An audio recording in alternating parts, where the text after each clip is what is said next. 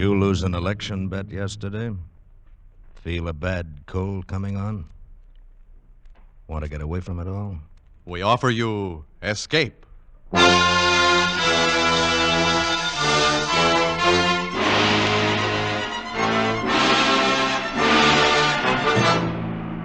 You were groping in the midnight dimness of a gigantic department store, and suddenly you realize that you're not alone, but 100 eyes are glaring at you from the shadows, 100 hands reaching for your throat, and your most urgent desire is to escape. Escape, produced and directed by William N. Robeson, and carefully plotted to free you from the four walls of today for a half hour of high adventure.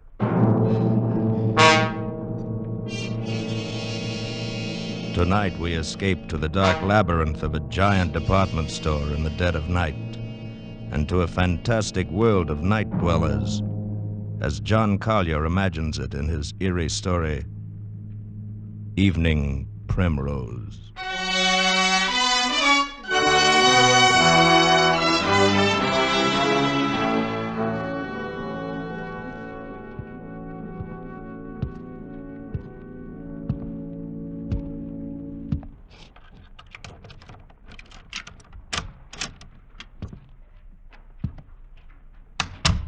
Sadie? Sadie, hey, what's the matter? It's me. Oh, Sam, you nearly scared me to death. What do you mean coming in so quiet? Hey, I didn't mean to scare you. I thought you'd be asleep. I didn't want to wake you. Oh, Sam, I'm glad you're home. Hey, what's the matter? Oh, it's terrible. You gotta do something, Sam. What's terrible? It's this. Just look at this. What's terrible about that? Looks like an ordinary pad of paper to me. Yeah, that's just it. That's just what I thought. But it's got writing in it. It's awful.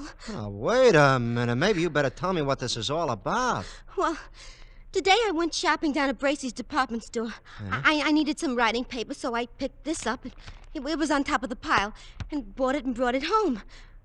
But tonight when I opened it, I found it's got writing in it. Well, that's nothing so terrible. Just take it back tomorrow and make him give you a new one. Oh, no, you don't understand.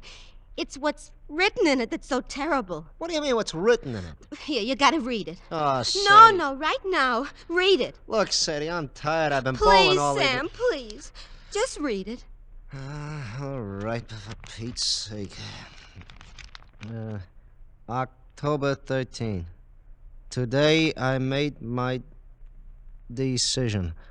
I decided to say goodbye to the world, to get out, leave, break away. And I have done it. Oh, Sadie, there's a lot of... Go on, read. And now I am free. Really free. Yes, I am free at last. The world is an intolerable place for a poet. I was broke, starving, at my wit's end. And then I had a brilliant idea. I would escape to a place where I had no need to earn a living, where I could write to my heart's content in peace and security. Where is this place? Right under your nose. So close you'd never think of it. I am now living in Bracey's department store. I have everything within arm's reach that anyone would need or desire. And it's all free. Absolutely free. I arrived this afternoon. I'd spent 3 days looking over all of the department stores in town. I decided on Bracey's because of the completeness of their food department. Therefore, this afternoon, I entered the store and went immediately to the 4th floor, to the rug department, and hid myself in this dusty, out-of-the-way corner behind a pile of carpets. Once I'm settled, I'll furnish it with the best of modern pieces from the furniture department. It's small, but I'll be cozy enough. And safe. After the store closed, I made my first venture out. I tiptoed as far as the stationery counter and got this paper, the writer's primary need. Now, after making my initial entry, I'll go out and get food, wine, the pillows for my bed, perhaps a fancy dressing gown. This is perfect. I'll be able to write here. Dawn, October 14th. I'm almost too unnerved to write this. The whole thing is unbelievable. After the store was dark and completely quiet, I crept out and started for the food department. One's footsteps echo hollowly in an empty department store at night, and I found myself gliding along the floor on tiptoe, moving as silently as possible. But the sound of footsteps persisted. Suddenly I realized they were not my own. The night watchman. I was in the Salon Moderne. Quickly I seized a mink coat from a hanger, draped it about my shoulders, and stood stock still.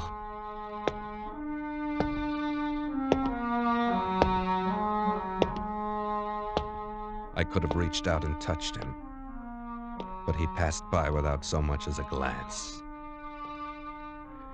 I started to smile, but the smile froze on my lips. There was someone else here. I was looking straight into a pair of eyes. Large, flat, luminous, inhuman eyes peering at me from among the Mrs. Tailored suits a dozen feet away. They belonged to a creature dressed as a man, but he was as pale as a creature found under a stone. His hands hanging motionless at his sides looked more like the fins on a fish than human hands. And then he spoke. Not bad for a beginner. I'm sorry. I didn't know anybody else lived here. Oh, yes. We live here. It's delightful. We? Yes, all of us. Don't you see? Look around you.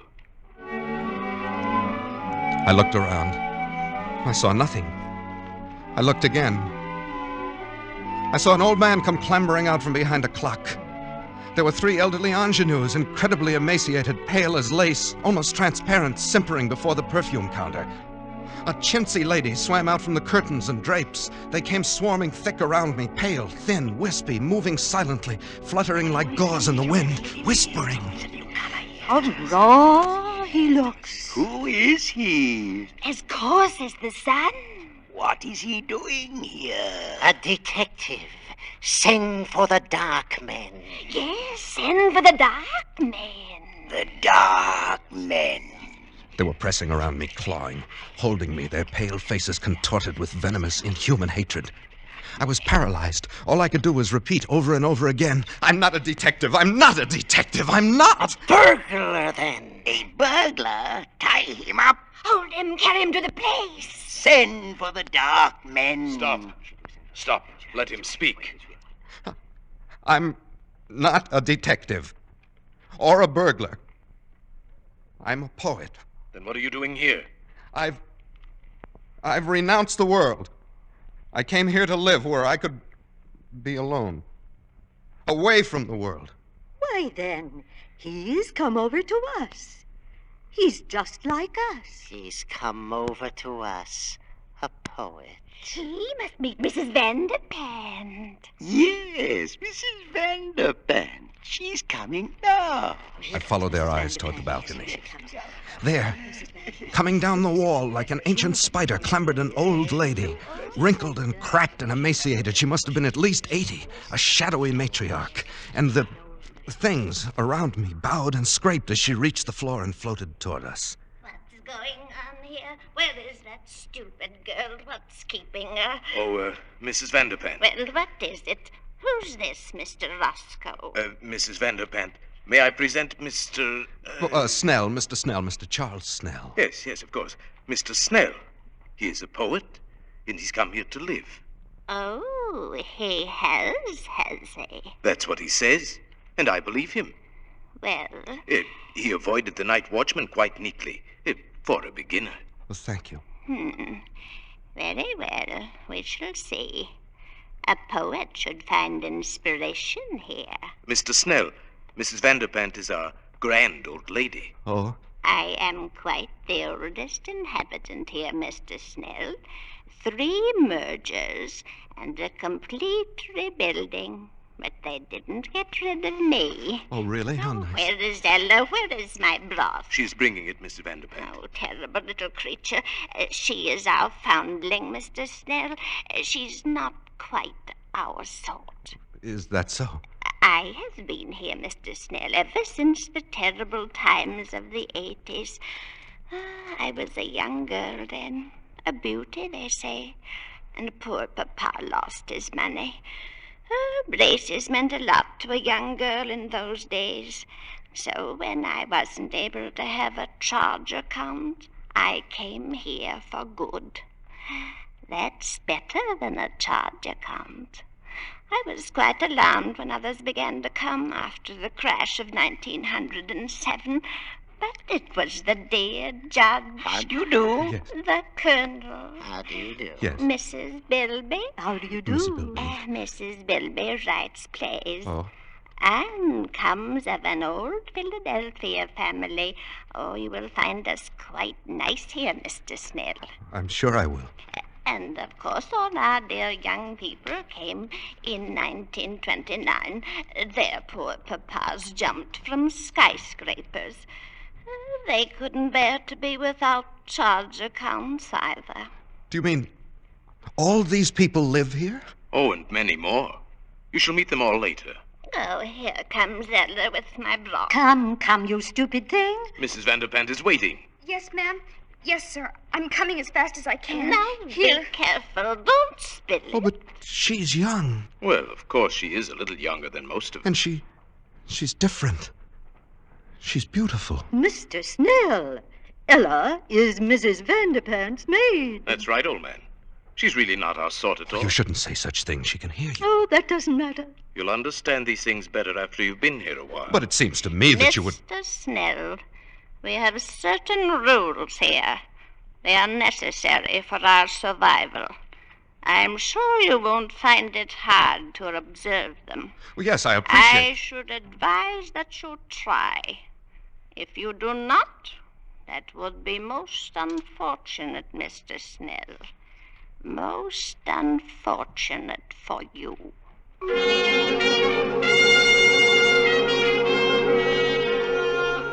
October 15th. You can imagine my feelings last night.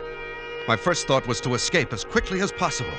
In fact, I planned to wait till morning when the store opened, then quit my hiding place, mingle with the crowds, and leave Bracy's forever. But just at dawn, Mr. Roscoe brought me a cup of coffee, which must have been drugged, for I fell asleep.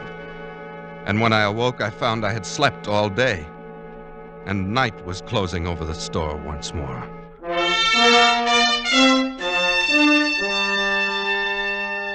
Later, I've spent my second night here. I saw Ella again. Ella, the pearl of this remote, fantastic cave. She's not like the others, a trifle pale, but otherwise normal and human and beautiful. A child of perhaps 18. She's the only thing that makes this nightmare bearable.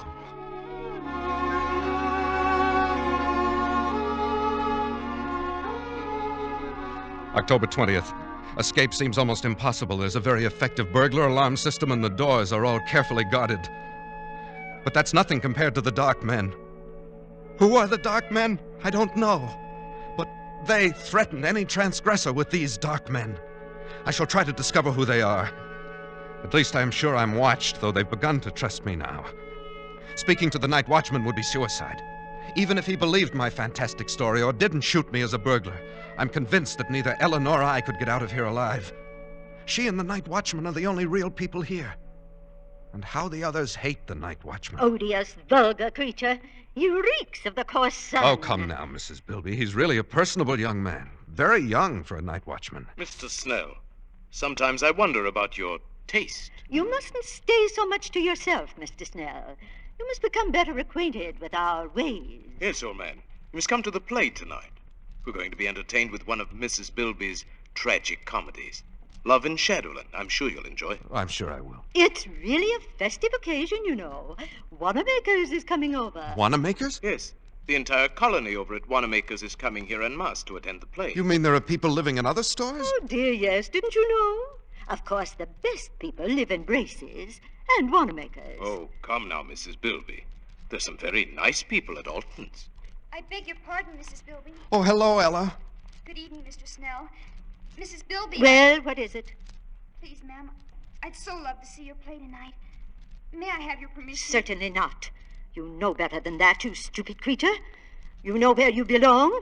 In the basement by the garbage cans. But Mrs. Bilby Hush, couldn't... Mr. Snell. Ella, you're becoming entirely too forward of late.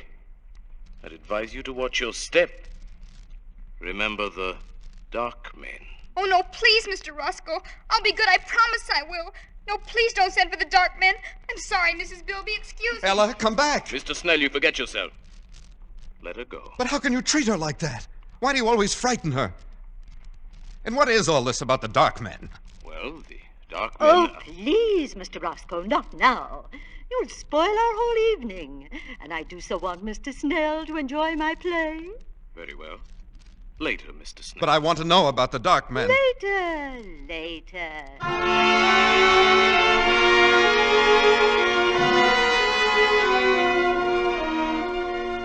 October 21st.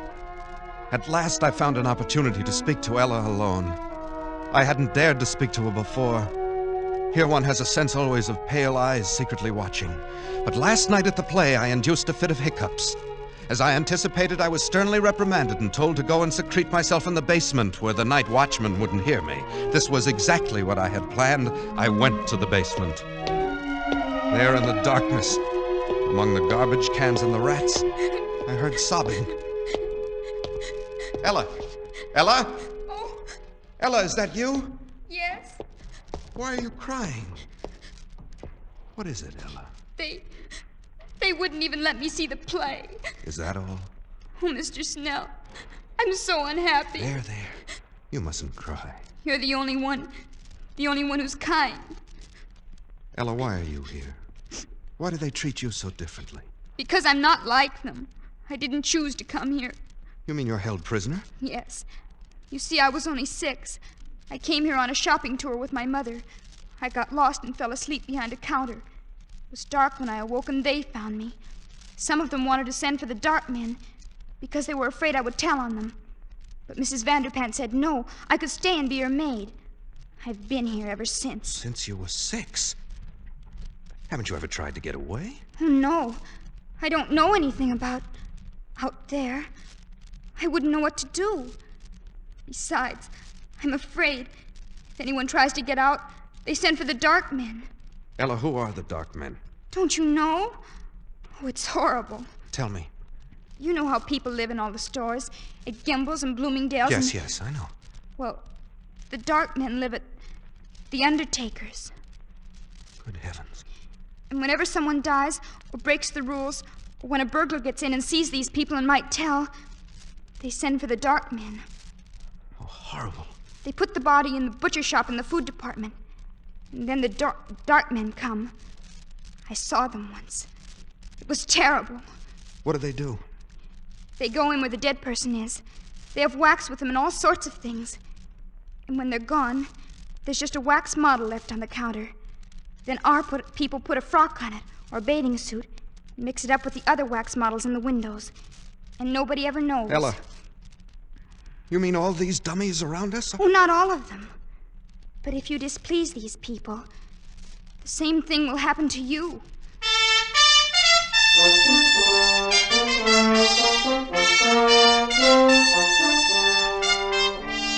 October 30th. I haven't kept up my journal. Writing has been out of the question. Once more, I'm frozen with terror. But not for myself now. For Ella. They hate her. Any time they might turn against her and send for the dark men. My mind is filled with her. I dream of her every day. I live to see her at night. We've managed it several times. They trust me now and let me roam about without interference. Finally, tonight, I met her again and said it. Ella, I love you. Oh, Charles. I love you, Ella. Let's get married. Or whatever they do here. Then we can live together in my home in the carpet department. They wouldn't dare hurt you then. Oh, Charles, Don't look so dismayed. If you like, we'll go away from here. Maybe we can get transferred to Bergdorf Goodman's, overlooking Central Park. Don't, Charles, don't. You mustn't. But I love you. Ella, you're not in love with someone else. Yes, Charles, I am. But who? I thought you hated them all. It must be Roscoe. He's the only one that's young enough. Oh, no, Charles, not Roscoe. Especially not him. I do hate them all. They make me shudder. Well, who is it then? It's him. Who? The night watchman. No, impossible. I love him. He smells of the sun. Ella. Oh, it was wonderful the way it happened. Don't tell on me, Charles, or they'll punish me. Oh, no. I was careless, and there he was, coming around the corner in the ladies' lingerie department. I was caught. There were only some wax models in their underthings. There was nothing else to do. I slipped off my dress and stood still. Oh, I see. He stopped and looked at me.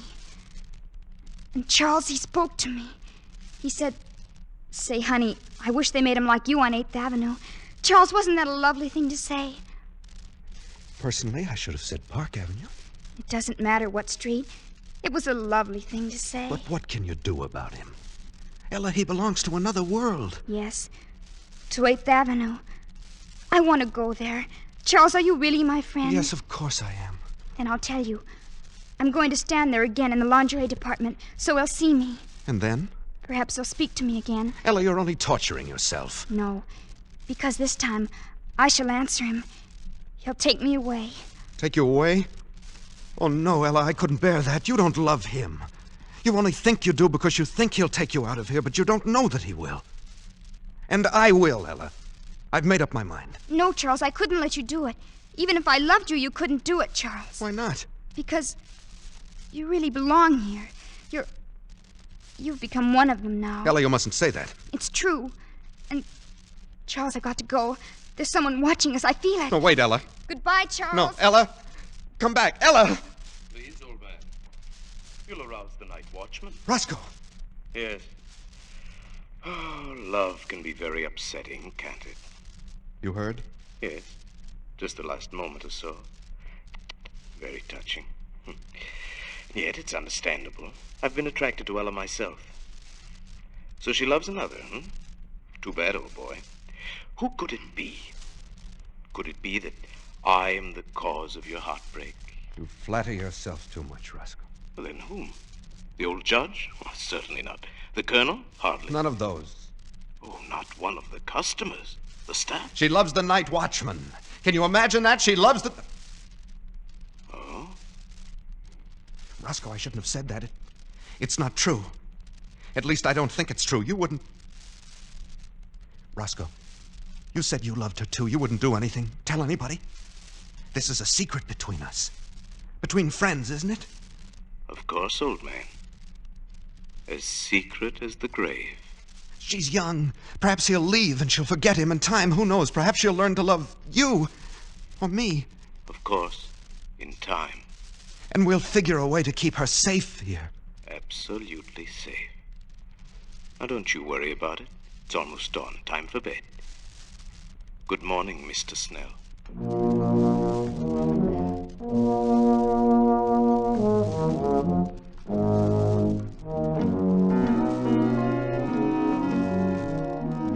Early evening, November 4th.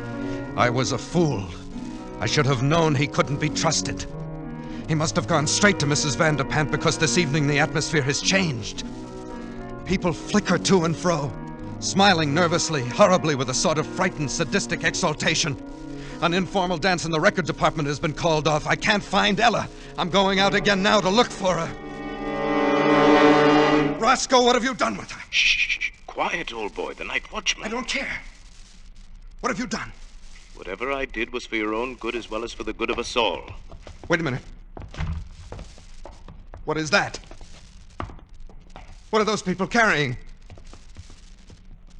That's Ella. She's tied up. They're carrying... Ella! Ella! Stop it, Charles. Stop it. Oh, let me go. Oh, Let me stop, go. Charles. Stop it. You'll arouse the night watchman. No, they're taking her into the butcher shop. Roscoe. Yes. Those are the dark men. Good Lord.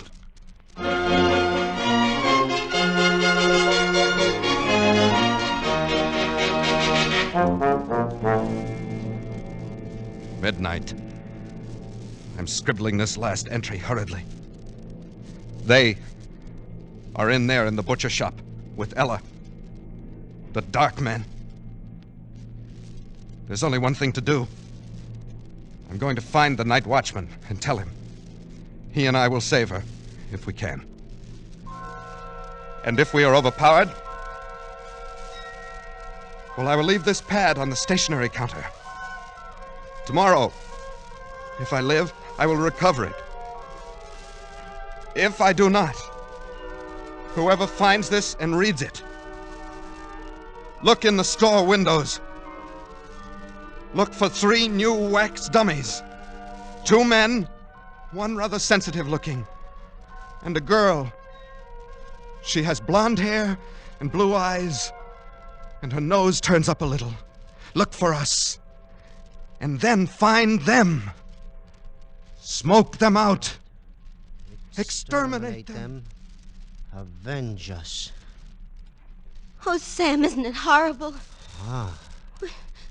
We gotta do something. Tell somebody something. Oh, Sam, what'll we do? Do? Well, nothing. Go to bed. But Sam! Oh, whoever wrote this has sure got a weird sense of humor. It's probably some clerk down at Bracey's who ought to be fired. But you mean you think it's just a story? Are you kidding? You don't believe this stuff, do you? Well, I don't know. I Oh, Oh, just... forget it, baby. Come on, snap out of it. I shouldn't leave you alone. You get too many ideas when I go out bowling at night. But, don't you think maybe we ought to just, take it back and show somebody? Oh, nuts. It's not worth the bother. They'd laugh at you, baby. They'd think you were crazy or something. Yeah, I guess you're right. I guess I was silly. Yeah, forget it. Oh, come on. Let's go to bed. Huh? I'm tired. Okay, Sam. Gee, there for a while I sure was scared. Oh, I even forgot what I was going to tell you. Sam, I found the cutest dress today, only $19.95. Yeah, baby? Yeah. It was in the window at Bracey's. It was on a beautiful little wax model with blonde hair, blue eyes, and a turned-up nose. And there were 2 men standing beside...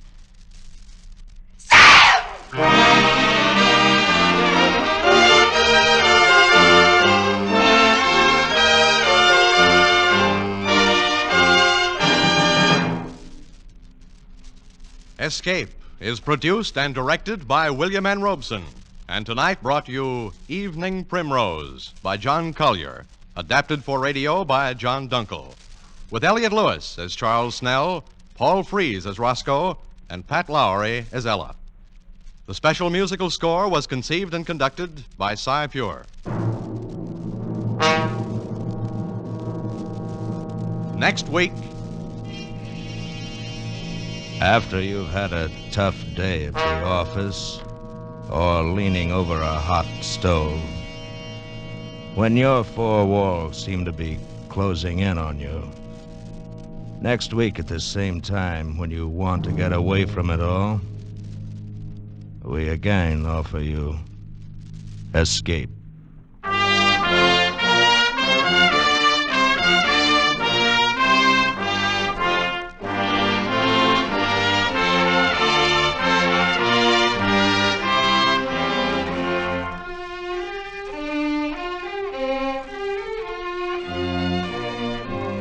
this is CBS, the Columbia Broadcasting System.